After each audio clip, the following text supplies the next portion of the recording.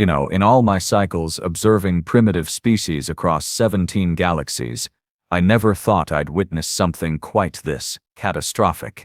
And I'm not talking about what we did to them. Oh no, that part went exactly according to plan. I'm talking about what came after, but I'm getting ahead of myself. Let me rewind to the day the Galactic Imperium decided to teach Earth a lesson they'd never forget. My name is Qix'tlara, and I served as a documentation specialist aboard the flagship Eternal Dominion. My job? Simple, really. Record the conquest, catalog the spoils, file the extinction report. Standard procedure for a species that refused our generous offer of subjugation. Humans had been particularly annoying about the whole thing, actually. They kept sending back our diplomatic vessels with these bizarre messages about anatomically improbable suggestions involving our appendages. The Council of Overlords was not amused, so we did what we always do. We made an example. The strike was scheduled for maximum viewership. See, the Imperium had recently launched this new entertainment network called Conquest Vision, broadcasting our military operations across 40,000 worlds. Premium subscribers could even vote on which cities to target first. Very democratic, if you ask me. The humans had no idea what was coming. Their primitive satellites couldn't detect our cloaked armada positioning itself in high orbit. I remember standing on the observation deck next to Admiral Vexnoth, a towering Krillian with mandibles that clicked when he was pleased, as he reviewed the target list. New York, Beijing, Mumbai, São Paulo, Lagos, Tokyo, London, Cairo. The list went on. Population centers. Every one of them. The plan was elegant in its brutality. Simultaneous plasma bombardment of Earth's 50 largest metropolitan areas. Estimated casualties 1.2 billion in the first 30 seconds. This will be the most watched event in Imperium history. Vexnoth clicked happily, his three eyes gleaming with anticipation. The humans will surrender within hours, and will have a compliant workforce mining their planet's resources by next cycle. I activated my recording matrix and aimed it at the planet below. Earth really was beautiful from up here, swirling blues and greens, white clouds drifting across continents. Almost seemed a shame, really. Almost. The countdown began. 10 seconds. The fleet powered up weapons arrays, energy signatures spiking across 600 warships. 5 seconds. I zoomed in on New York City, watching millions of tiny humans scurrying about their day, completely oblivious. 2 seconds. Admiral Vexnoth raised his primary appendage dramatically. Fire. The silence that followed lasted maybe half a heartbeat before the sky lit up with descending plasma beams. 50 brilliant lances of purple-white energy, each one powerful enough to vaporize a mountain, struck Earth's surface simultaneously. The explosions were magnificent. Mushroom clouds bloomed across the planet like deadly flowers, visible even from our orbital position. Shockwaves rippled outward, flattening everything for kilometers around each impact site. The viewership numbers were astronomical, by the way. 300 billion beings watched live as Earth's major cities simply ceased to exist. My recording equipment captured every detail. The buildings disintegrating, the ground turning to glass, the atmosphere itself igniting in the intense heat. It was over in seconds. 1.2 billion human lives gone, just like that. Vexnoth was already preparing his victory speech when the censor officer, a nervous little Pixian named Rill, started chirping urgently.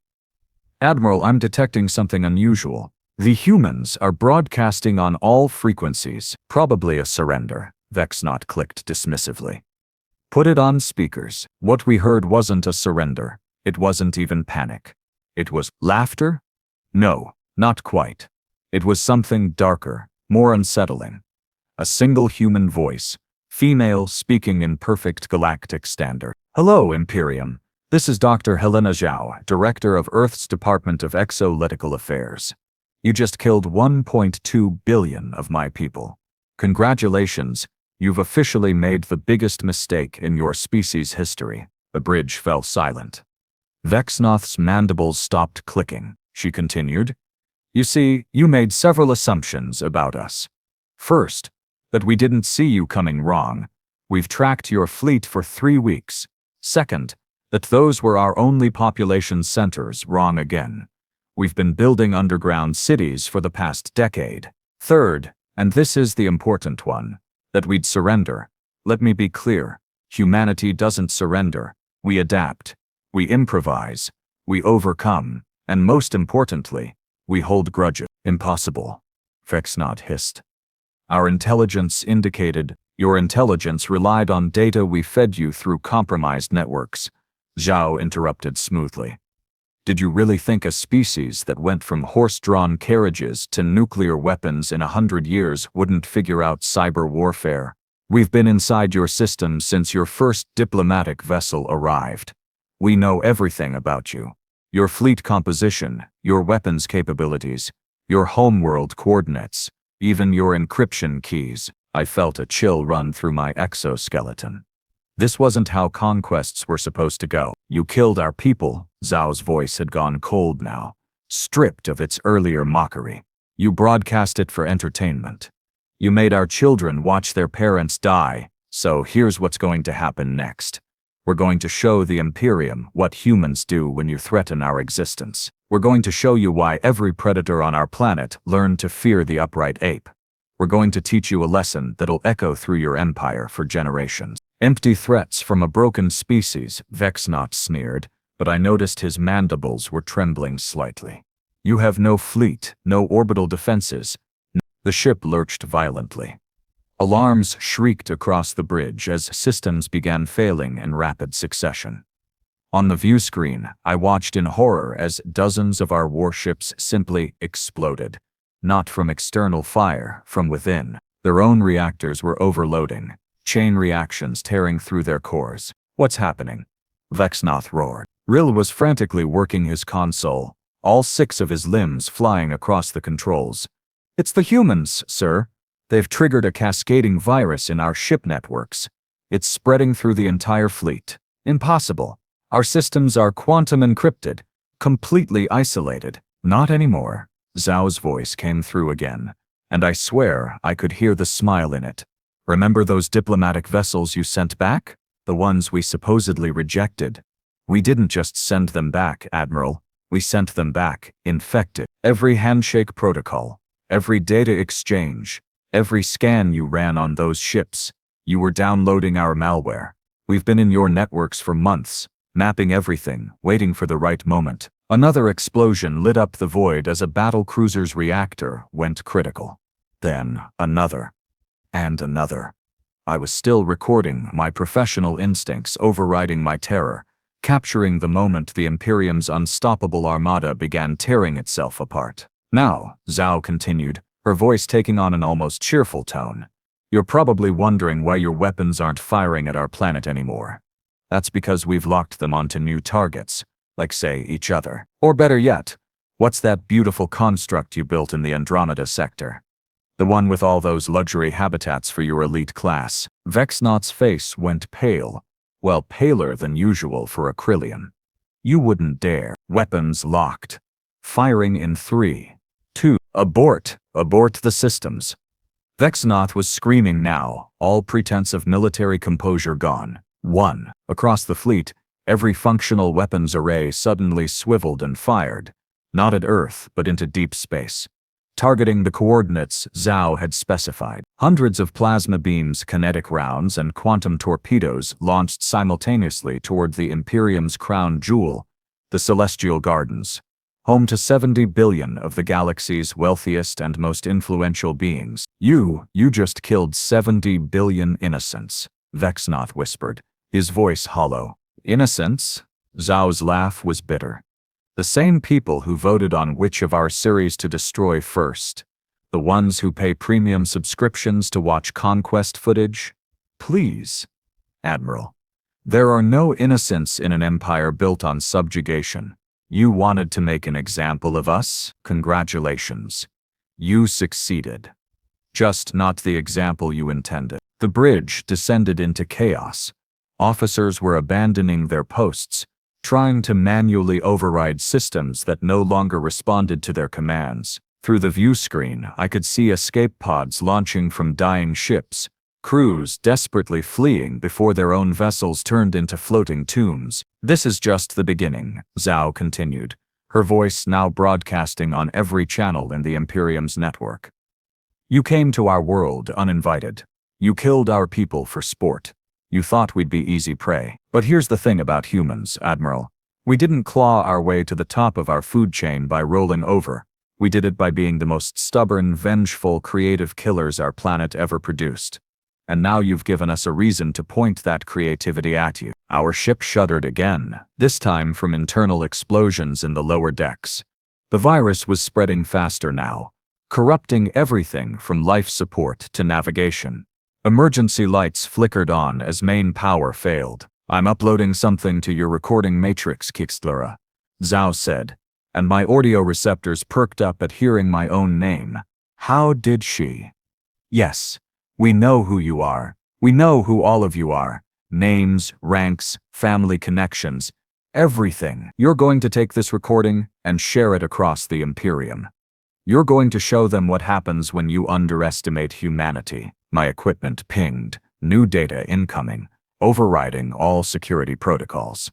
I couldn't stop it, even if I wanted to. The files began downloading tactical assessments, weapon schematics, detailed plans for a counteroffensive that made my organs clench in fear. "You have 48 hours, Zhao stated flatly. "That's how long before the second wave hits. We've already launched our retaliation fleet ships you didn't know we had.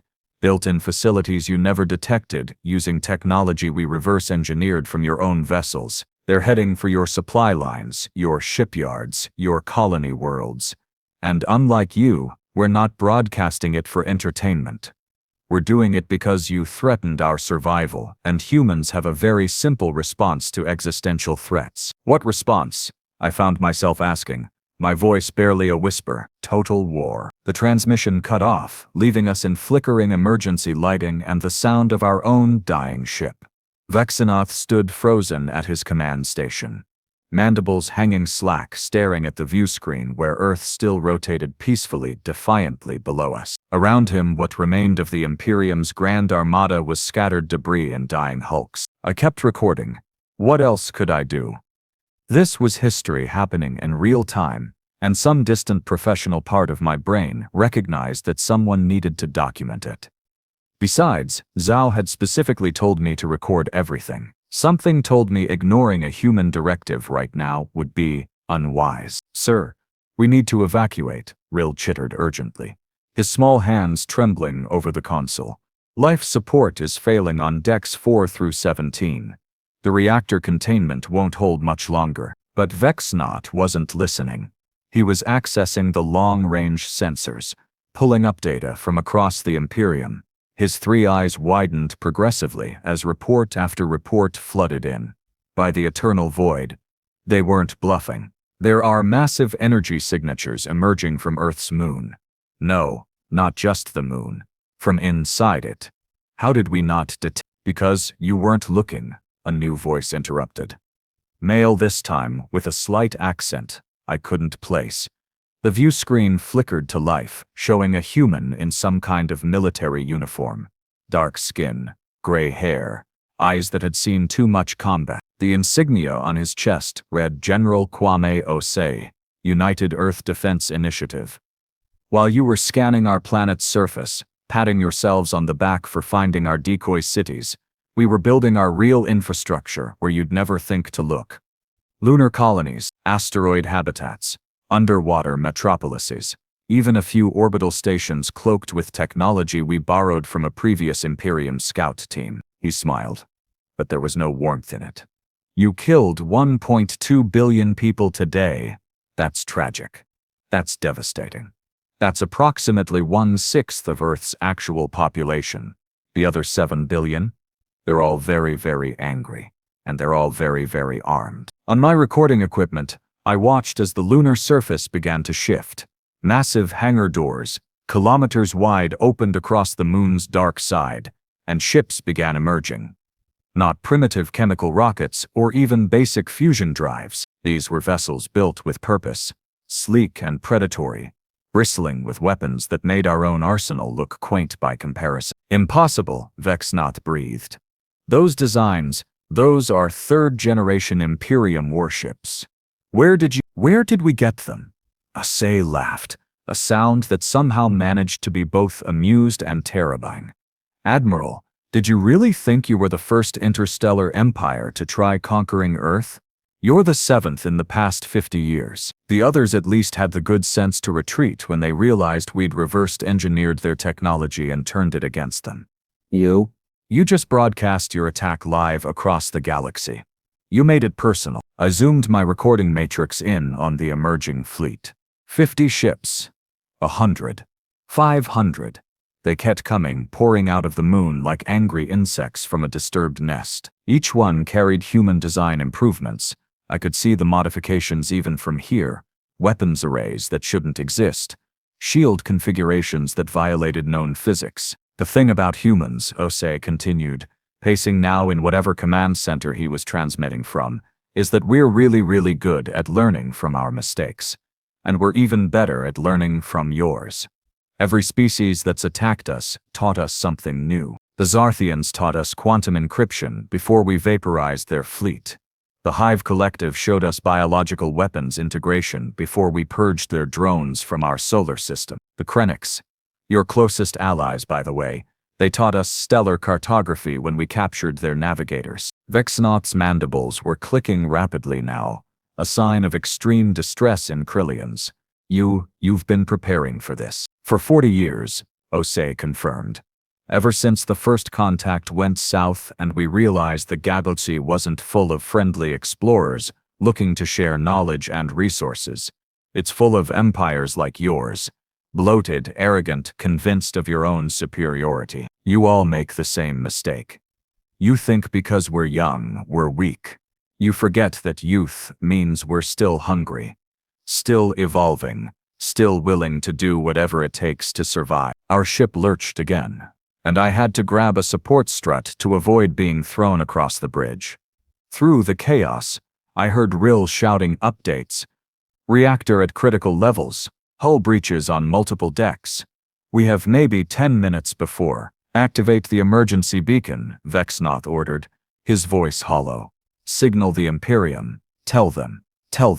We've failed. Already done, Admiral, I replied, surprised at how steady my own voice sounded. I've been transmitting everything to Central Command since the humans first contacted us. They've been watching this entire disaster unfold in real time. For a moment, I thought Vexnath might strike me. Instead, he just slumped into his command chair, a gesture of utter defeat. Then they know we've lost not just the fleet, but everything. The Celestial Gardens are strategic reserves, our reputation of invincibility. You haven't lost everything yet, Zhao's voice cut in, and I realized she'd been listening the whole time. You still have your lives. For now, here's what's going to happen, Admiral Vexnath. You're going to take your surviving crew, what's left of them, and you're going to limp back to your empire. You're going to show them Qix'tllara's recordings. You're going to tell them exactly what happened here. And if we refuse? Vexnath asked, though we all knew he had no leverage left. Then you die here, and we send the recordings anyway. Plus, we start working our way through your colony worlds, one by one, until the Imperium learns to leave Earth alone. Your choice, Admiral. Be a messenger or be a martyr. The decision wasn't difficult. Vexnath signaled the evacuation order, and those of us who could still move began the desperate scramble to the escape pods. I clutched my recording equipment, now loaded with hours of footage documenting the Imperium's greatest humiliation, and followed the flow of panicked crew members toward the launch bays. As our pod ejected from the dying Eternal Dominion, I looked back at Earth one last time. The human fleet had fully emerged now, thousands of warships forming precise battle formations around their homeworld. But they weren't pursuing us.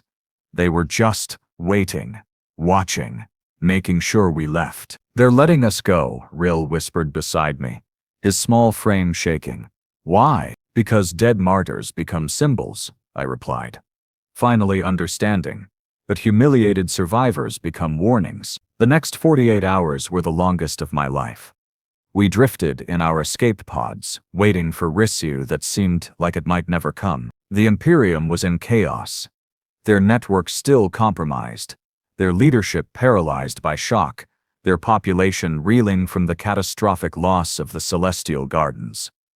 70 billion dead in retaliation for 1.2 billion. The math was harsh, but the message was clear.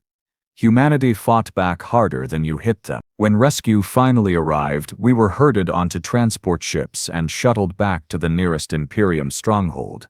I expected interrogation, punishment, possibly execution for my role in the disaster. Instead, I was brought before the Council of Overlords themselves and ordered to present my recordings. I'll never forget that moment, standing before the 12 most powerful beings in the known galaxy, playing back footage of our utter defeat. The council chamber, usually filled with confident proclamations and strategic planning, was dead silent as they watched our fleet destroy itself, watched the human ships emerge from their hidden bases, watched Admiral Vexnoth surrender without firing a single shot in return. When the recording ended, Supreme Overlord Krathix, a being so old and powerful that 3 species had gone extinct during his reign, spoke in a voice like grinding stone. How many survived? Approximately 40,000 crew members from the original fleet of 600 vessels, I reported, keeping my voice steady through sheer force of will. The humans allowed us to evacuate. They didn't pursue, they just let us leave. A mercy, one of the junior overlords scoffed. A message? Krathix corrected, his ancient eyes fixed on the frozen image of Earth's fleet on the display. They're showing us they could have annihilated every survivor, but chose not to. They're demonstrating restraint to prove they're not mindless savages. It's tactically sophisticated. What are your orders, Supreme Overlord? Another council member asked. The silence stretched for what felt like an eternity. Finally, Krathix spoke. Quarantine the Sol system. No Imperium vessel within 10 light years. Classify Earth as a prohibited zone, level 9, the highest threat designation, and spread the word across all territories. Humanity is not prey, they are predators. Perhaps the most dangerous predators in the galaxy. You're giving up? The junior overlord sounded outraged. After they killed 70 billion of our citizens, they killed 70 billion in response to our unprovoked attack on their homeworld. Krathix replied coldly. By Imperium law, that's legitimate retaliation. More importantly, they demonstrated capabilities we didn't know existed. They infiltrated our networks. They turned our weapons against us. They've been preparing for interstellar war while we assumed they were primitive. No, we're not giving up. We're being strategic. We're choosing not to repeat Vexnoth's fatal mistake of underestimating them. And that was it. The Imperium, an empire spanning 40,000 worlds, standing for 6,000 years, undefeated in 10,000 conflicts, officially designated one small blue planet as too dangerous to engage. I spent the next several cycles traveling across Imperium space, showing my recordings to military academies, strategic planning committees, and anyone else who would listen. The footage became required viewing for all naval officers. Earth became a cautionary tale, a reminder that technological superiority means nothing if you underestimate your opponent's willingness to fight back. But here's the thing that still keeps me awake during rest cycles. We got off easy. The humans let us leave. They could have hunted down every escape pod, every survivor, every witness. They had the firepower. Instead, they showed mercy specifically so we could spread the word, so we could warn others. That's what terrifies me most. Not their weapons, not their tactics, not even their apparent ability to hack Imperium networks at will. It's their strategic thinking. They planned this. They let us hit them first, knowing they could absorb the blow, knowing they had the countermeasures ready. They sacrificed 1.2 billion of their own people to justify total retaliation and to position themselves as victims defending their home. That's not the thinking of a primitive species stumbling into galactic politics. That's the cold calculation of an apex predator that's been studying its enemies for decades, waiting for the right moment to reveal its fangs. 6 months after the disaster, I received a transmission on a secure channel. No sender identification, but I knew immediately who it was from. Dr. Helena Zhao's voice, calm and professional. Hello, Qix'tlara. I hope this message finds you well. I wanted to personally thank you for sharing your recordings so thoroughly across the Imperium. The footage has exceeded our expectations for deterring future attacks. Consider this a professional courtesy. We're aware of 17 other empires currently planning incursions into the Sol system. We've sent them all copies of your work. Most have reconsidered. A few haven't. They'll learn the same lesson you did, just more permanently. A pause, then, oh, and one more thing. Tell your supreme overlord that humanity appreciates the quarantine designation. It gives us time to finish our preparations. We'll be ready for interstellar politics in about 20 years. When we are, we'll be reaching out to establish formal relations with neighboring systems on our terms, of course. We look forward to being good neighbors, or terrible enemies. The choice, as always, will be yours. The transmission ended. I immediately forwarded it to the Council, along with my recommendation. When humanity does emerge from their quarantine zone in 20 years, we should be very, very polite. Because here's what I learned from observing humans, from watching them turn our greatest military triumph into our most devastating defeat. They don't just survive threats. They study them. They adapt to them. They weaponize them. And most importantly, they remember them. The Imperium struck Earth live before billions of viewers, killing 1.2 billion people in a display of overwhelming force. We thought we were teaching them a lesson about power and subjugation. Instead, they taught us one about vengeance and preparation. And honestly, I don't think we've seen anything yet. This wasn't humanity at full strength. This is humanity catching us off guard with tools they'd been developing in secret. Imagine what they'll be capable of in 20 years, 50 years, a century. The galaxy thought humans would be easy to conquer. Instead, they might be the ones doing the conquering. And unlike the Imperium, they'll remember every species that tried to wipe them out first. Sleep well, galaxy. The humans are coming. And they hold grudges.